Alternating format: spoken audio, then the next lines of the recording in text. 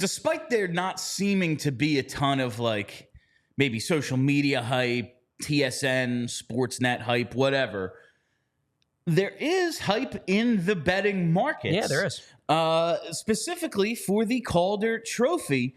Right now, you can find Matvei Michkov at 4-1 plus 400 to be the Calder Trophy winner. That is the favorite. He is, 50 cents better than Macklin Celebrini.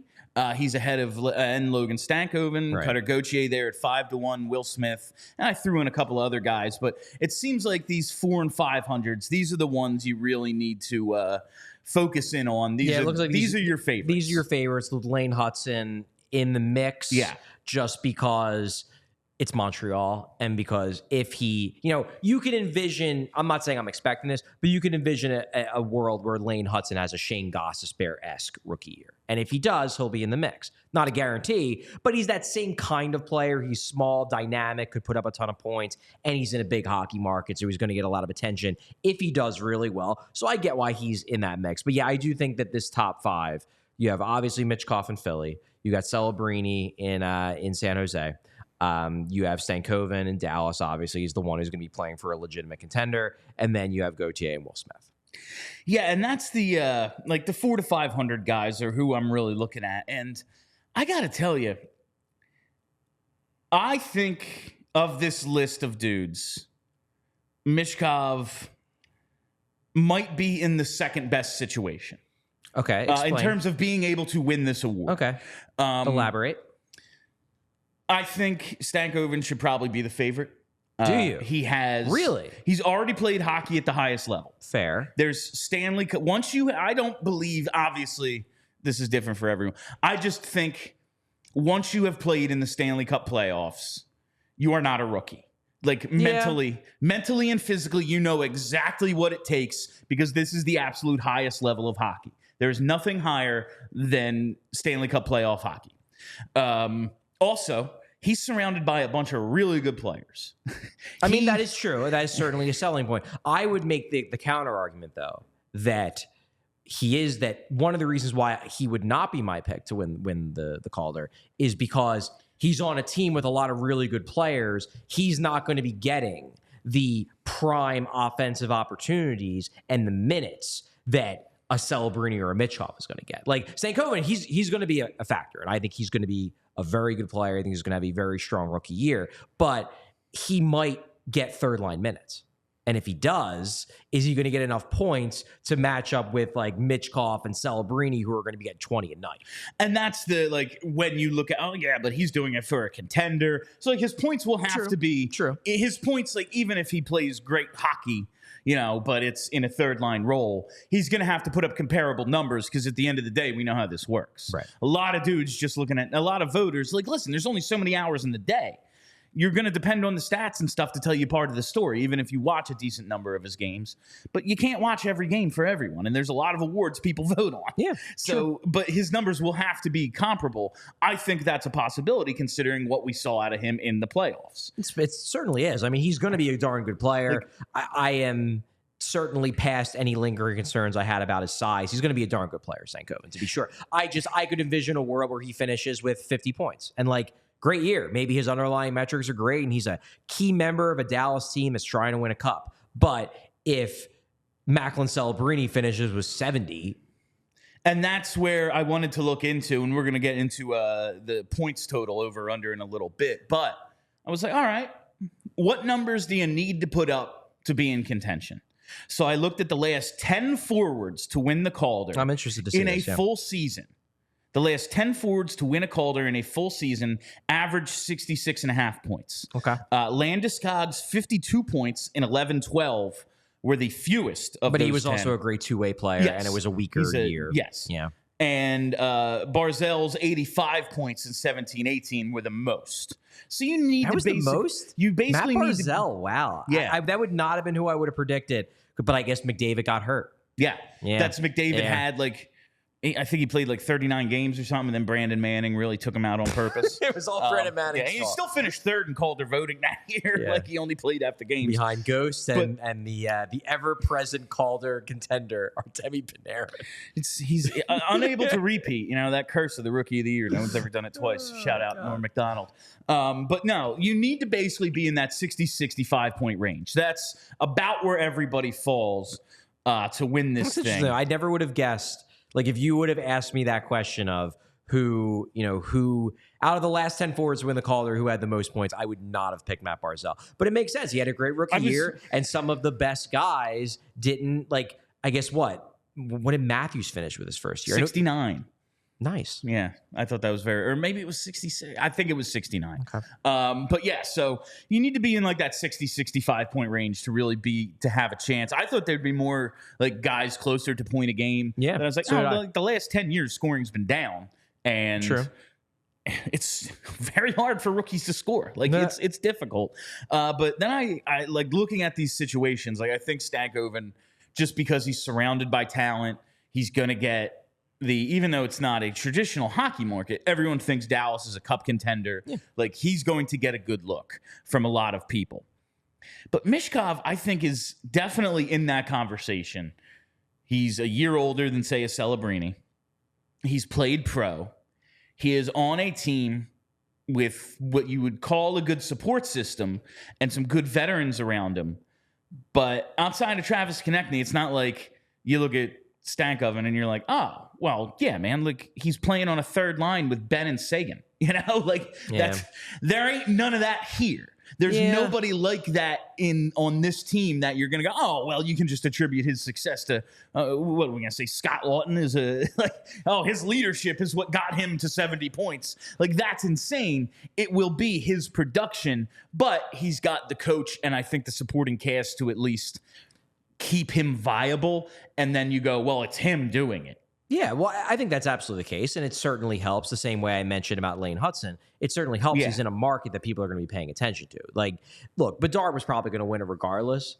Didn't hurt that he was in Chicago. Didn't hurt that he was on TV constantly. Yes. Like, that plays into it, and the league is going to be pushing Michkov. Maybe, like, for example, compare him to Celebrini. Celebrini is going to be a really good player. I'm super high on him. It's harder to promote someone who plays on the West Coast in San Jose versus someone who plays in Philly. It just is. It's just easier to put a Philly player on national television and build up the hype if the production is living up to expectations. To me, the big thing that is going to make or break Michkov's candidacy, and this is something I don't know. Like I don't know if this is going to play out in a positive way for the Flyers, but to me, what's going to make or break it is going to be the power play. Because I have very few concerns about Michkov's ability to be exciting at 5-on-5, given the fact, Torch straight up said it last year. They changed their system in part to maximize Matvei Michkov's skill set. And you have a bunch of guys on this team that, while their overall points totals that they produced last year may not be eye-popping, you have guys like Konechny and guys like Farabee, guys that can score, guys like Frost even, who have shown they can score at a high level at even strength. The problem has been the power play. Now, this is where it just comes down to what you believe the biggest problem with the power play is. Is the biggest problem with the power play they just don't have the talent? Michkov is going to show up. He's going to, not turn the Flyers into a great power play because that would be insane. It would be great. It would be insane. But if he can just turn them into a 20% efficiency power play, which would be a massive jump, but it would just get them to like mediocrity in the NHL. If he can get them there, then I think he does score enough points to very much have a good chance to win the Calder. If the real problem with the power play is they have an incompetent coach running it, then it might not matter that Michkov is talented. The power play might still stink, and then he might just finish with 45, 50 points with almost all of it coming at even strength because the coach can't coach his way out of a bag. And I don't know what the answer is. Maybe it's a little bit of both. Maybe it's more the talent. Maybe it's more the coach. What I can say is that if the power play stinks again this year, we know it's the coach. Because there ain't no more excuses if your power play is still operating at 13% with Matvei Michkov on it. So we're going to find out whose fault this really is this year. Rocky, me and you talking right now. Forget everyone else. Put the puck on Michkov's stick below the goal line. It's a very simple idea. The guy who is the all-time leading scorer in this league, goals and assists, where was his office? Back there. This isn't rocket science. We have an awesome goal scorer and distributor who can also pick the puck up on his stick and just slam it into the net whenever he wants. Put him back there and let him find the open men. And if he needs to wrap it around, he certainly can do that as well. If he needs to step out in front, take a bad angle shot, he can do that as well. If he needs to fight for a rebound, he can do that as well. Make him the quarterback and put him below the goal line. I've seen it happen before. You're really into this idea. Mark Recchi did it, goddammit. Why can't Matvei Michkov? I mean, look, I am definitely not opposed to the idea of setting up a power play from below the goal line. I actually think that the last time the Flyers power play was solid, because it would have been 2019, 2020. They have ran a lot of plays with Konechny being below the goal line. So I love that idea. I will say that no team really in the NHL these days completely runs their power play from below the goal line. And that's insane. It would take an exceptionally creative and like outside the box mind to decide to do that. I'm not sure if Rocky Thompson is that guy, because I mean, no one does it. Like everyone does the classic 1-3-1 with the main setup guy on one of the flanks, on one of the half walls, whether it's the right side or left side. Like that's just what everyone does. It's the path of least resistance. It's what these kids come up learning how to do through juniors, through college, whatever. It's just the base formation. So I'm fully expecting them to do that. I'm just saying, like, Bill, I love the enthusiasm. Just maybe don't get your hopes up that like they're definitely going to do it. I don't want to see Rocky Thompson fired. I want to see him succeed. And I am setting him up with the blueprint to succeed. I am by no means an X's and O's guy. If you want your hardcore tape analysis, it's this dude right over here. That's what he's best at. But all I know is the goalie is looking this way. If you go behind him, he has to turn all the way around to see you. And then guess what? He has no idea where everyone else is. And every goalie says that, passes from below the goal line are really tough to stop on the eventual shot, because how do you track the puck? And then they have to immediately track, and it's harder. It's not impossible, it's just harder. Just a little bit harder. Why not make it harder? These goalies are all 6'4" with gigantic pads. The only way to beat them is to fool them. Try to fool them. And with a power play that's lucky to operate at 15%, what are you going to get worse? That's fair. Well, there is no worse. There's no worse. You have to get... Bill, let's not challenge them here. You can always get worse. You have to get considerably better to be second worst. From where you've been the last I'm just saying, years. as someone who has covered this era of Flyers hockey, I never want to challenge them to get worse, because they'll friggin' do it. Understandable. Just to finish out the Calder Trophy conversation, Charlie, the other guys on this list, Celebrini, Gauthier, Will Smith, all really good talents who definitely have the scoring chops to challenge for the award. Surrounded, however, by other young players. What is the toughest thing? Consistency. Every coach will say, what does my young guy need to get better? Oh, he needs to just be more consistent. That is the biggest thing. That tells me many of these young players will go through slumps. And if 2 or 3 of these guys go through 2-3 week slumps, how are they going to put up the scoring numbers to compete?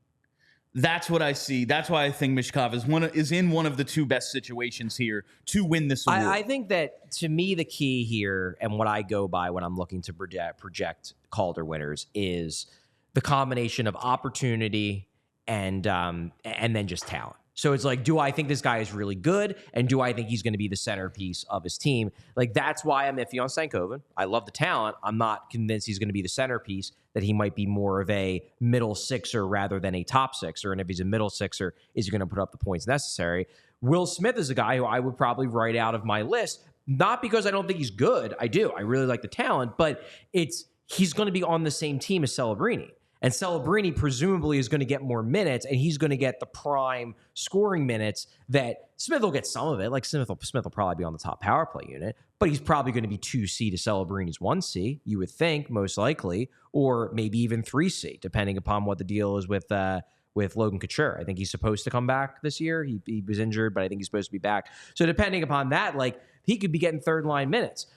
I find it difficult to bet Will Smith over Macklin Celebrini. If I'm going to pick a shark, I'm going to pick Celebrini. And then Gauthier's interesting. Like, I love the narrative of it coming down to Michkov versus Gauthier. I love that narrative. And I do think that Anaheim is going to score goals. He's going to probably be on a line with either Carlson or Zegras, one of those two, if Zegras stays a Duck. He's going to be on one of their lines, so he's going to have support. And this is not a team trying to compete. This is a team trying to develop. So I suspect they're just going to let these kids run wild. I could see Gauthier, scoring 30 and making this interesting. And that would be a lot of fun. Be hell on Twitter. It'd be a lot of fun. Oh, God. If it's those two, 1-2 battling for Rookie of the Year, that is going to be awesome. Like, that's going to be so much goddamn fun. In all honesty, I think... And again, the odds makers, they do this for a living. They're good at what they do. But, like, I think the two favorites are Celebrini and Michkov. I do. I think they are your two. Like, there's the two guys I would pick. I might actually consider throwing some money down on Lane Hudson just because of the Montreal factor. And, like, if the forwards get hurt or if guys, the Flyers power play still stinks and Celebrini misses 30 games and Will Smith is just okay in that new role, then, like, a Lane Hudson could score 50 as a defenseman and sneak in and win it. But I think this, in the end, is going to be Celebrini, Michkov. Also, and this is just my opinion, I think they're the two most talented players in this list. Like, they, in my mind, are the two best prospects on this list, so I'm going to lean towards them. It was a little surprising to me to see Celebrini, and again, it's only a few cents, but Celebrini as a bit of an underdog to Michkov here, but I guess... It's just pro versus college, maybe. Age probably a little. I also Philly. think, and I know we give the Flyers a lot of shit for their lack of talent. They're not talentless. They have a lack of talent in comparison to the best teams. They have a lot more talent than the fucking Sharks do, though. Let me read off their lineup from Puckpedia. Okay, we got Logan Couture. Okay, he's 35, but fine, he's good. Tyler Toffoli, he's like a good second-line winger. Mikael Granlund, like, wasn't Pittsburgh desperate to trade him a year ago because he stunk? Alex Wenberg, like, sure, he's fine. Barclay Goodrow just got claimed off waivers. Luke Cunnin, Klim Kostin, Nico Sturm, Carl Grundstrom, like, some of these guys are creative players. Like, he's not going to have a lot of support. They're going to have Will Smith because presumably he's going to make the team too.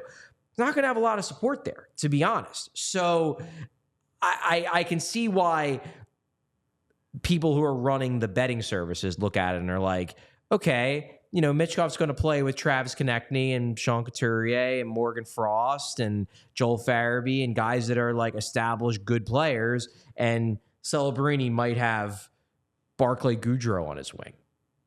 Yeah, I can see why they might think that Michkov might have a little bit more support. We all silly like the mayor.